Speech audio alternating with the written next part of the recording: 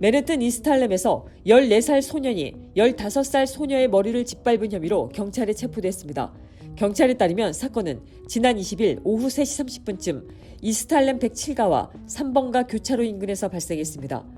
14살 소년은 15살 소녀에게 전화번호를 요구했고 소녀가 거절하자 길을 막아선 뒤 바닥에 맺히고 머리를 발로 짓밟은 것으로 조사됐습니다. 현장에 있던 또래들은 소년을 부추기며 공격 장면을 촬영해 SNS에 올렸고 해당 영상이 인스타그램에서 100만 회 이상 조회되며 충격을 주고 있습니다. 피해 소년은 당시 의식을 잃고 병원으로 옮겨졌으며 뇌진탕 진단을 받았습니다. 현재 상태는 안정적인 것으로 전해졌습니다. 경찰은 폭행 당일 소년을 체포해 2급 폭행 혐의로 입건했으며 나이가 어려 가정법원에서 절차가 진행될 예정입니다. 경찰은 피해자와 가해자 모두 미성년자인 점을 감안해 신원을 공개하지 않았습니다. 뉴저지에서 올해 첫 홍역 확진자가 발생해 보건당국이 시민들의 주의를 당부하고 있습니다. 뉴저지 보건부는 22일 허드슨 카운티에 거주하는 한 어린이가 최근 해외여행 중 홍역에 감염된 것으로 확인됐다고 발표했습니다.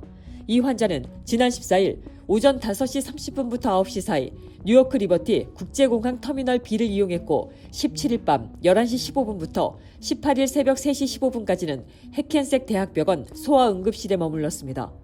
해당 시간대에 이 두 장소를 다녀간 시민들은 오는 5월 11일까지 증상 발현 여부를 깊게 살펴야 합니다.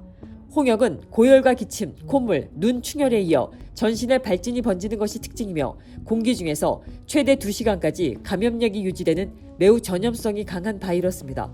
보건당국은 의심 증상이 나타날 경우 병원 방문 전 반드시 의료기관에 먼저 전화로 연락할 것을 권고했습니다.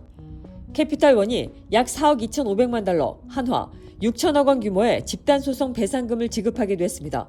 버지니아주 연방법원은 지난 20일 캐피탈원의 360 세이빙스 계좌 가입자들에 대한 배상 합의안을 최종 승인했습니다.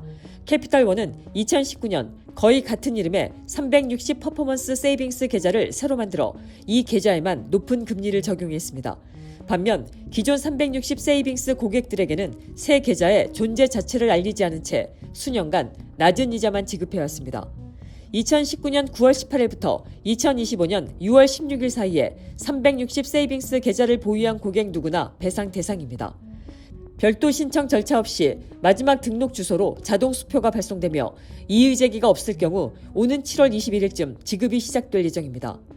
뉴욕주 법무장관실은 이번 합의로 뉴욕 주민들에게 약 3,400만 달러, 한화 490억 원 규모가 돌아갈 것으로 추산했습니다. 캐피탈원은 앞으로 360 세이빙스 금리를 360 퍼포먼스 세이빙스와 동일 수준으로 인상해야 합니다. 조지아주에서 극심한 가뭄으로 대형 산불이 확산되면서 주정부가 30일간 비상사태를 선포했습니다. 브라이언 캠프 조지아 주지사는 22일 남부 91개 카운티에 비상사태를 발령하고 주 방위군 출동을 지시했습니다. 현재 2건의 대형 산불이 동시에 번지고 있으며 총 21,500에이커가 불에 탔습니다. 브렌틀리 카운티에서 발생한 하이웨이 82 산불은 5,000에이커가 소실돼 최소 54채 주택이 전소됐으며 수백 명이 대피했습니다.